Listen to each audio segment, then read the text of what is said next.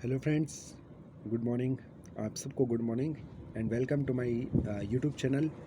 सो friends, मैं हूं सुनील और मैं आपको करा रहा हूं हिस्ट्री के एमसीक्यू बेस्ड क्वेश्चन। तो इस सीरीज़ को आप यूट्यूब की प्लेलिस्ट में जाके देख सकते हैं। इसमें मैंने बहुत सारी वीडियो पहले ही डाल चुका हूं। तो आइए इस वीडियो को शुरू करते हैं इस क्वेश्चन के साथ। किस समाज सुधारक के प्रयासों व लगातार सरकार के कानून बनाए जाने की मांग के कारण सरकार द्वारा सिविल मैरिज एक्ट पारित किया गया था? तो केशव चंद्र सेन थे वो। इम्पोर्टेंट क्वेश्चन है। तत्कालीन औपनिवेशिक समाज में किन क्षेत्रों में बहुविवाह प्रथा विद्यमान थी? तो राजस्थान में, पंजाब में और मालाबार में। मालाबार कौन सा वाला तट है आपका? भारत का पश्चिमी तट, केरल से लेके कर्नाटक और ऊपर मुंबई तक का। किस अधिनियम के माध्यम से विवाह की न्यूनतम आयु का निर्धारण किया गया था? शारदा अधिनियम। ठीक है, शारदा अधिनियम। ये भी इम्पोर्टेंट क्वेश्चन है। अगला क्वेश्चन है कि समाज सुधारक को आधुनिक भारत का जनक कहा जाता है? तो राजा राम मोहन राय। इसका आप ध्यान रखेंगे, राजा राम मोहन राय, जिन्होंने ब्रह्म समाज की स्थापना करी थी।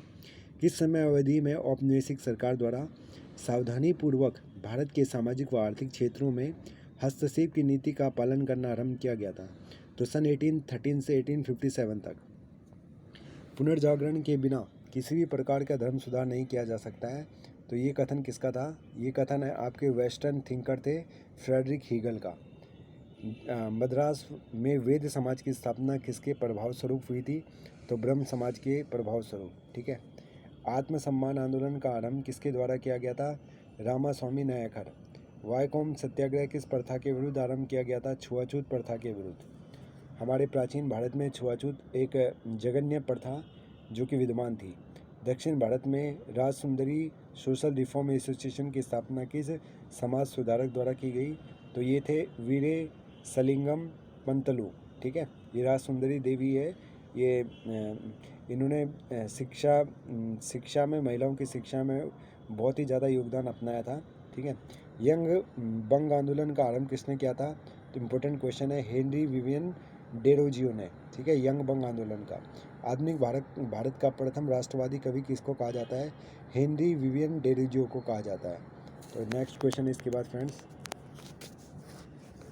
आपका, इसके बाद नेक्स्ट क्वेश्चन है,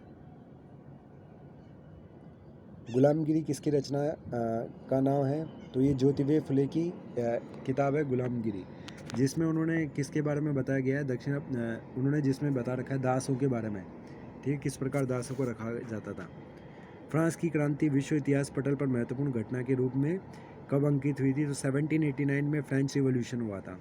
फ्रेंच क्रांति के माध्यम से फ्रांस में किस शासन की व्यवस्था की स्थापना हुई?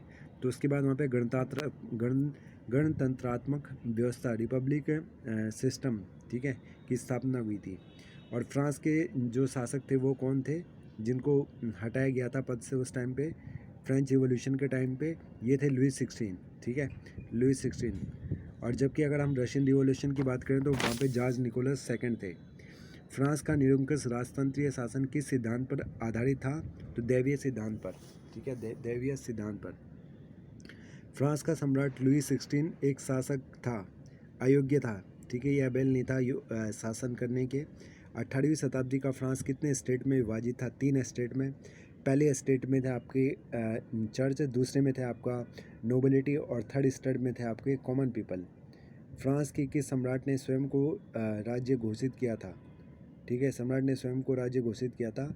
ठीक है, लुई 16 था। ये क्या कहता था? I am the state, I am the state, मैं ही राज्य हूँ। फ्रांसीसी क्रांति के आदर्श वाक्यों में क्या सम्मिलित थे?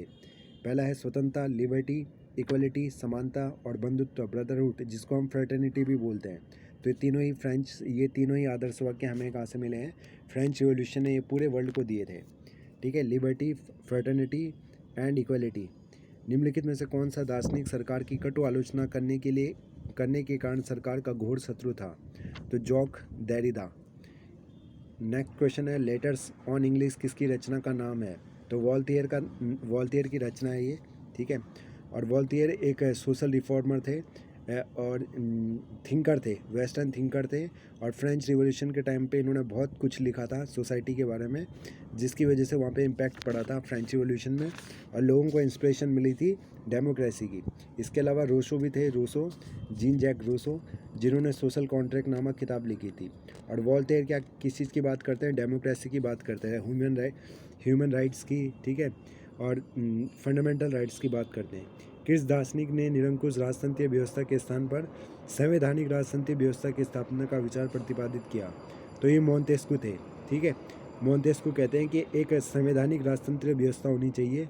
ठीक है, कॉन्स्टिट्यूशनल बॉडीज़ होनी चाहिए जिनमें एग्जीक्यूटिव, जिसमें लेजिस्लेटर, जिसमें एग्जीक्यूटिव और जुडिशरी में पावर डिवाइड होनी चाहिए। मोंतेस्क्यू की रचना का क्या नाम है? The spirit of the laws. इनकी एक बुक है, ठीक है, the spirit of the laws. किसकी? मोंतेस्क्यू की। रूसो द्वारा किस प्रकार की संप्रभुता का प्रतिपादन किया गया?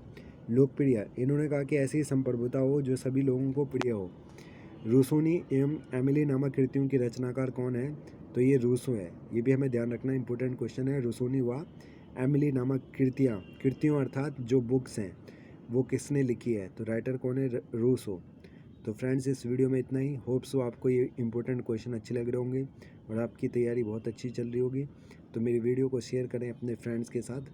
तो फिर मिलते हैं एक नए वीडियो में और नए इंपॉर्टेंट क्वेश्चन के साथ, और इस सीरीज़ को आगे बढ़ाते रहेंगे।